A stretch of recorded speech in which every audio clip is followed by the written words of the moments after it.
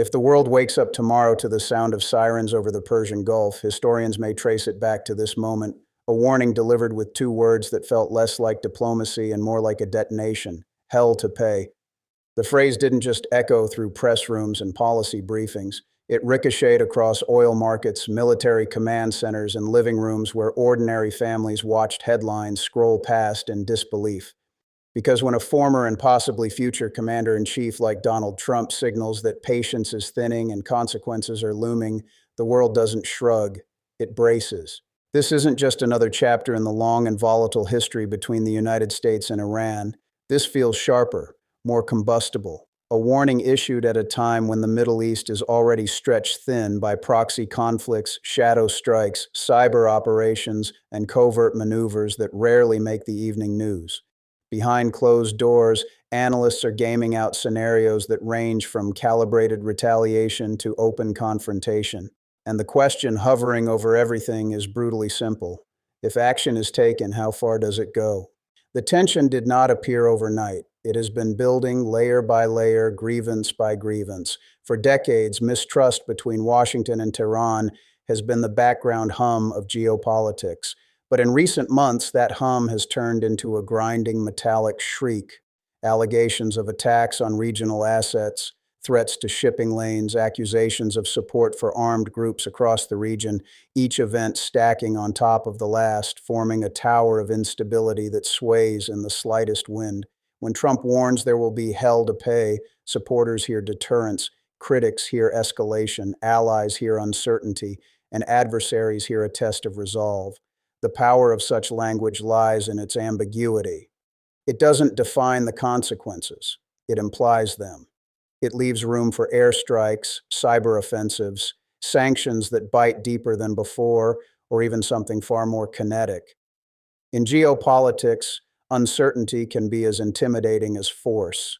Inside Tehran, officials project calm defiance. Iran has endured decades of sanctions, diplomatic isolation, covert sabotage, and economic strain. The leadership understands pressure. It has built systems around surviving it, but resilience does not equal immunity. The Iranian economy has been strained by international restrictions, currency instability, and domestic discontent. Every new threat from Washington forces a recalculation, not just militarily, but politically. For Trump, the calculus is equally complex. He built part of his global persona on unpredictability, on being the leader who refuses to follow the old script. During his presidency, he withdrew from the nuclear deal negotiated under Barack Obama, reimposed sanctions, and ordered the strike that killed Iranian General Qasem Soleimani in 2020, a move that brought the two nations to the edge of open conflict. That decision reshaped the regional security environment overnight and demonstrated that rhetoric could translate into action with stunning speed. Now, as tensions rise again, memories of that strike resurface like a warning flare. The Middle East never truly cooled after that moment. Instead, it fragmented into a network of proxy confrontations and shadow warfare. Militias aligned with Tehran operate in multiple theaters. American forces remain stationed across the region.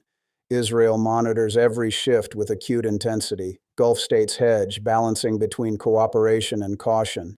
What makes the current warning feel heavier is the global backdrop. The war in Ukraine continues to strain international alliances. Competition with China dominates strategic planning. Energy markets remain sensitive to disruption. Any major escalation involving Iran could ripple far beyond the region, sending oil prices soaring and forcing world powers into difficult alignments. Military planners understand that conflict with Iran would not resemble past campaigns in Iraq or Afghanistan. Iran possesses ballistic missiles, drones, naval mines, and asymmetric capabilities designed specifically to complicate American power projection. The narrow Strait of Hormuz, through which a significant portion of the world's oil supply passes, becomes an immediate focal point in any scenario.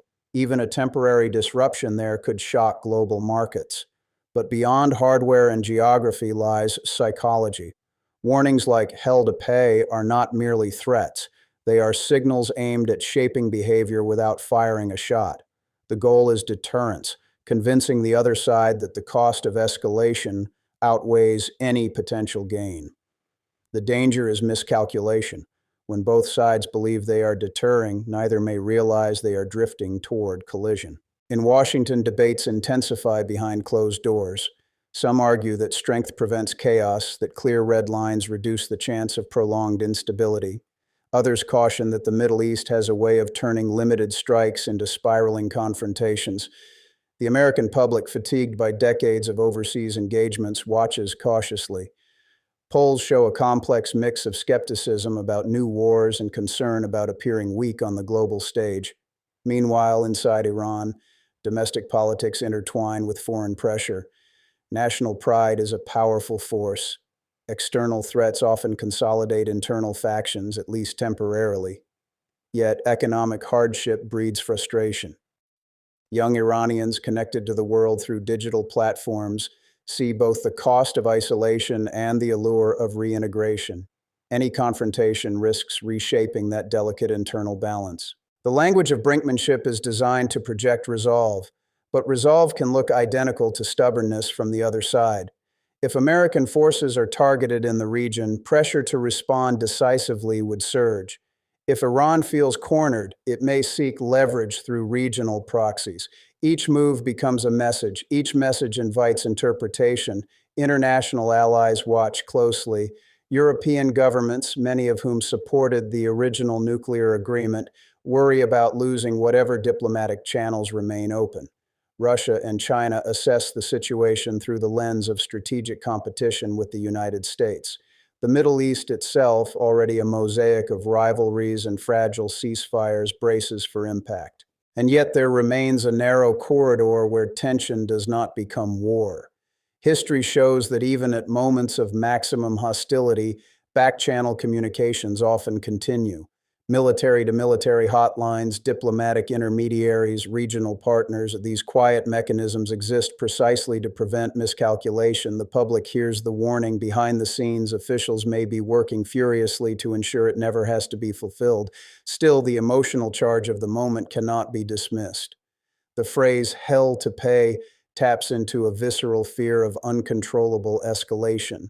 It conjures images of airstrikes lighting up night skies, of missile defenses activating in rapid succession, of emergency sessions at the United Nations. It transforms abstract geopolitics into something immediate and personal.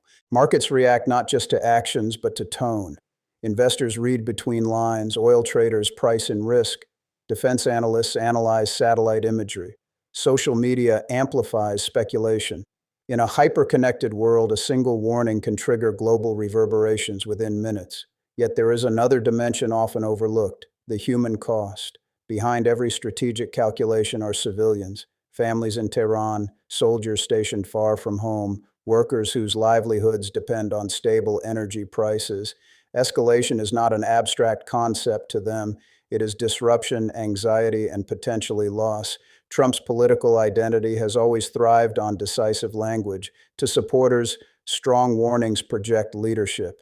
To detractors, they inflame volatility. But regardless of perspective, the impact is undeniable. Words at that level of power do not float harmlessly into the air. They settle, they influence. As intelligence agencies assess threats and military commanders review contingency plans, a delicate dance unfolds. Show strength but avoid provocation. Signal deterrence but leave space for de-escalation. Maintain credibility but prevent catastrophe. It is a balance so precarious that even seasoned diplomats admit privately that outcomes often hinge on timing as much as intention. The Middle East has seen cycles of confrontation before. It has witnessed threats that never materialized and retaliations that exceeded expectations. What makes this moment different is the accumulation of unresolved tensions across multiple fronts. It feels less like a single dispute and more like a pressure system spanning continents. And so the world waits, not in silence, but in anticipation. Every movement of naval assets, every diplomatic statement, every missile test or proxy clash is scrutinized for signs of what comes next. The warning has been issued. The lines have been drawn in rhetoric. Whether they become lines of fire depends on choices being made right now in rooms shielded from cameras and headlines. Because when powerful nations trade warnings, history listens, and sometimes history answers. The most dangerous moments in geopolitics are rarely the loudest. They are the pauses between statements, the hours after a warning when nothing appears to happen, and yet everything is moving beneath the surface. Following the hell to pay declaration, analysts across Washington began parsing not just the words, but the context. What specific trigger would justify action? What form would that action take? And how would Iran respond in a way that preserved its own credibility without igniting a regional inferno? Iran's strategic doctrine has long centered on asymmetry. Rather than matching the United States plane for plane or ship for ship, Tehran has invested in capabilities designed to complicate and deter. Ballistic missiles capable of reaching regional bases, drone fleets that can swarm defenses, naval tactics built around speedboats and sea mines in narrow waterways, a network of allied groups positioned across multiple countries, each capable of exerting pressure without direct attribution. This layered approach creates ambiguity, and ambiguity creates risk. If an American installation is struck by a militia aligned with Iran, is it a direct act of war? If a shipping vessel is targeted in contested waters, who bears responsibility? Modern conflict thrives in these gray zones, and gray zones are precisely where miscalculations breed. For Trump, weighing action is not solely a military decision. It is political, economic, and deeply symbolic. Strength appeals to a constituency that values assertiveness on the world stage. Yet another prolonged conflict could strain resources and public patience. The challenge lies in delivering a response powerful enough to reinforce deterrence without opening a door that cannot easily be closed. Inside Iran, leaders must navigate their own tightrope. Appearing weak invites domestic criticism. Overreacting invites overwhelming retaliation. The memory of Soleimani's killing remains potent, a reminder that high-ranking officials are not untouchable. That strike demonstrated America's reach and willingness to act swiftly when provoked. But it also triggered retaliatory missile launches and days of global anxiety. Regional players calculate in parallel. Israel monitors any signal that Iran's military posture is shifting. Gulf nations, some quietly aligned with Washington, fear becoming collateral terrain in a broader clash.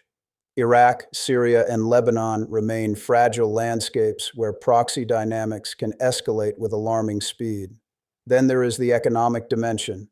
The Strait of Hormuz is more than a map feature. It is a lifeline for global energy. Even a limited confrontation that threatens commercial shipping could send oil prices climbing sharply. Inflation, already a sensitive political issue worldwide, would feel immediate pressure. Governments far from the Middle East would be forced to respond to a crisis not of their making. Diplomacy, though less dramatic than military maneuvers, remains active. European intermediaries quietly encourage restraint. Back-channel communications aim to clarify intentions and reduce the chance of accidental escalation. Even adversaries often maintain lines of communication when stakes are this high. The goal is not friendship, it is survival. Public rhetoric, however, operates on a different frequency. Strong language rallies domestic audiences. It signals clarity. It simplifies complex realities into digestible narratives of right and wrong. But geopolitics is rarely simple. Every action generates second and third order effects. A strike intended as a limited message can spiral if the other side feels compelled to restore its own deterrence. Technology adds another volatile layer. Cyber operations can disrupt infrastructure without a single missile launch. Attribution can be murky. Retaliation can be covert. A digital strike on financial systems or energy facilities could escalate tensions while preserving plausible deniability. In the modern era, war does not always begin with explosions. Sometimes it begins with flickering screens. The American military presence in the region is both a deterrent and a target. Bases are fortified, missile defense systems are active, naval vessels patrol strategic corridors. Every deployment is designed to project readiness, yet readiness also means proximity, and proximity increases the chance of incidents. For ordinary citizens, the uncertainty manifests differently. In Tehran, families wonder whether new sanctions will tighten economic strain. In the United States, military families consider the possibility of deployments extending or intensifying. Investors scan headlines, energy consumers brace for price shifts. The ripple effects of high-level warnings travel quickly through daily life.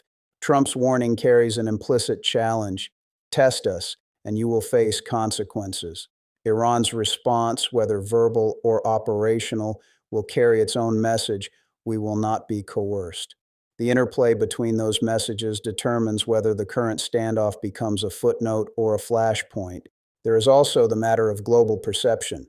Rival powers watch closely, measuring American resolve and Iranian resilience.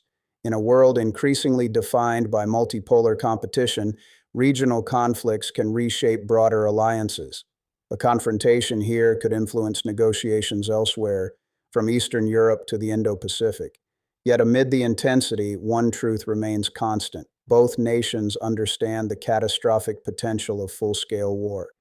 The United States possesses overwhelming conventional superiority. Iran possesses the ability to impose significant regional costs. Neither side would emerge unscathed from direct, sustained conflict. That shared understanding acts as both deterrent and pressure point. Sometimes brinkmanship functions precisely because both sides know the abyss is real. The threat is meant to stop, just short of action. The danger lies in misreading signals, in assuming the other side will blink first.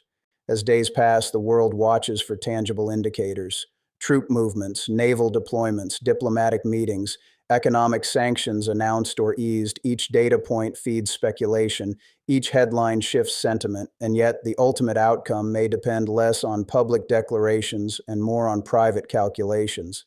Leaders surrounded by advisors, intelligence briefings spread across tables, weighing risks measured not just in political capital but in lives. The gravity of that responsibility cannot be overstated. The phrase hell to pay resonates because it evokes finality.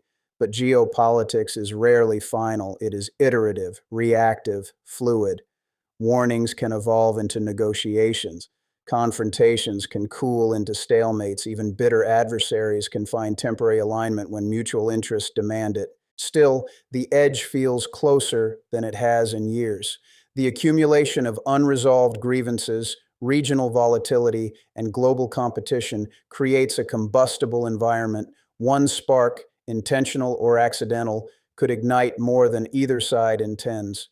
For now, the warning stands as both shield and sword. It aims to deter. It risks provoking. It underscores the seriousness of the moment while leaving the ending unwritten. History will judge whether this was a turning point or another chapter in an ongoing rivalry. But in the present tense, uncertainty reigns. The world listens for the next signal, the next move, the next statement that will clarify whether the path ahead leads toward confrontation or cautious recalibration. Because when powerful nations exchange grave warnings, the future does not unfold quietly. It waits, balanced on a razor's edge, for someone to decide which direction it will fall.